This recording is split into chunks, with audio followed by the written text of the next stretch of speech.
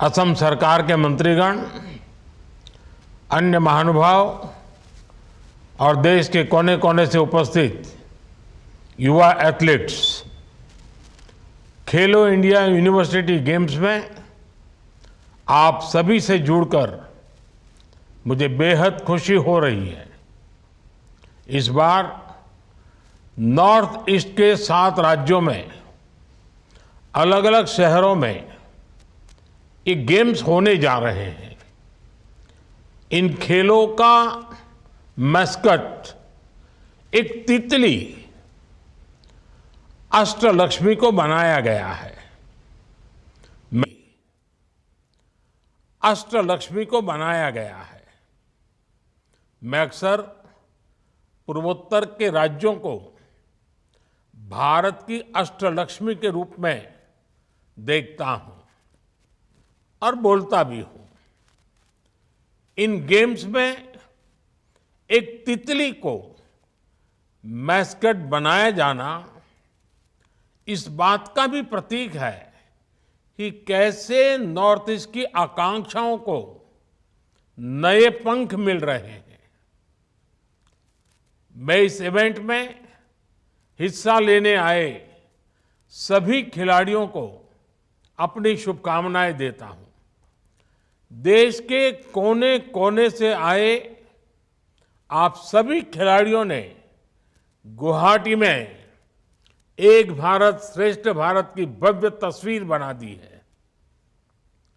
आप जमकर खेलिए, डटकर खेलिए, खुद जीतिए, अपनी टीम को भी जिताइए और हार गए तो भी टेंशन नहीं लेना है।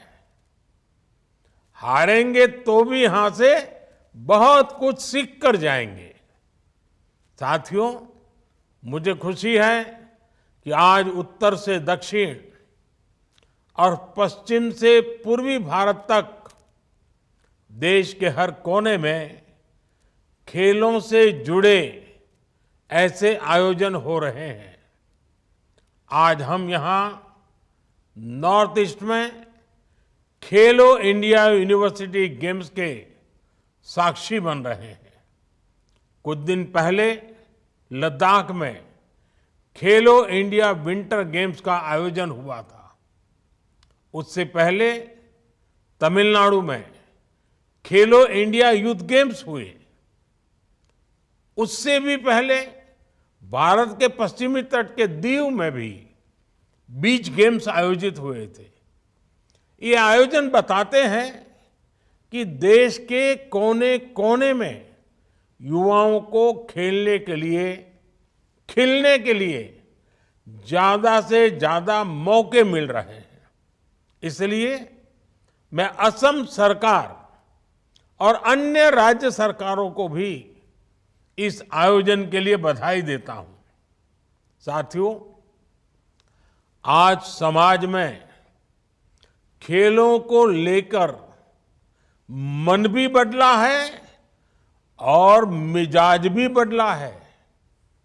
पहले माता पिता अपने बच्चों को किसी से मिलवाते समय खेलों में उनकी सफलता को बताने से बचते थे। वो सोचते थे कि खेलों की बात करेंगे तो ये इंप्रेशन जाएगी कि बच्चा पढ़ता लिखता नहीं है। अब समाज की ये सोच बदल रही है। अब माता पिता भी गर्व से बताते हैं कि मेरे बच्चे ने स्टेट्स खेला, नेशनल खेला या फिर ये इंटरनेशनल मेडल जीत कर आया है। साथियों, आज समय की मांग है कि हम खेलों को बढ़ावा देने के साथ ही खेलों को सेलिब्रेट भी करें। और ये खिलाड़ियों से ज्यादा समाज का दायित्व है।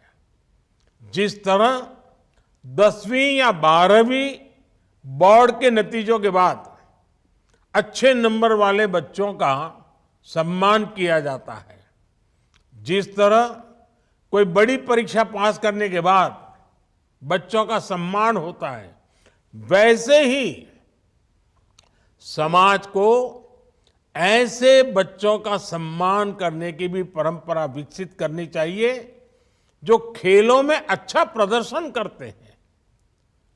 और इसके लिए हम नॉर्थ ईस्ट से भी बहुत कुछ सीख सकते हैं। पूरे नॉर्थ ईस्ट में खेलों का जो सम्मान है, जिस तरह वहां के लोग खेलों को सेलिब्रेट करते हैं, वो अद्भुत है। इसलिए फुटबॉल से एथलेटिक्स तक, बैडमिंटन से बॉक्सिंग तक, वेट लिफ्टिंग से लेकर के चेस तक, यहां के खिलाड़ी अपनी प्रतिभा से नित नया आकाश छू रहे हैं। पूर्वोत्तर की इस धरती ने खेलों को आगे बढ़ाने की एक संस्कृति विकसित की है। मुझे विश्वास है कि जो भी एथलीट्स इस टूर्नामेंट के लिए यहां आए हैं, वो नई चीजें सीखकर इसे पूरे भारत में लेकर जाएंगे। साथियों, खेलो इंडिया हो, टॉप्स हो या ऐसे अन्य अभियान हो, आज हमारी युवा पीढ़ी के लिए नई संभावनाओं का एक पूरा इकोसिस्टम तैयार हो रहा है। ट्रेनिंग से लेकर स्कॉलरशिप देने तक हमारे देश में खिलाड़ियों के लिए एक अनुकूल माहौल बन रहा है। इस वर्ष खेलों के लिए रिकॉर्ड 3,500 करोड़ रुपए का बजट दिया गया है। हमने देश के स्पोर्टिंग टैलेंट को साइंटिफिक अप्रोच के साथ नई शक्ति दी है। इसी का नतीजा है कि आज भारत हर प्रतियोगिता में पहले के मुकाबले ज्यादा मेडल जीत रहा है। आज दुनिया उस भारत को देख रही है जो एशियन गेम्स में नए रिकॉर्ड बना रहा है। आज दुनिया उस भारत को देख रही है जो पूरी दुनिया के साथ कॉम्पीट कर सकता है। वर्ल्ड यूनिवर्सिटी गेम्स में भी भारत ने गजब की सफलता हासिल की है। 2019 में हमने इन खेलों में 4 मेडल जीते थे। मैं गर्व से कह सकता हूं कि 2023 में हमारे नौजवानों ने 26 मेडल जीते हैं। और मैं फिर कहूंगा कि ये मेडल्स की संख्या भर नहीं है, ये प्रमाण है कि अगर हमारे युवाओं को साइंटिफिक अप्रोच के साथ सहायता दी जाए तो वो क्या कर सकते हैं।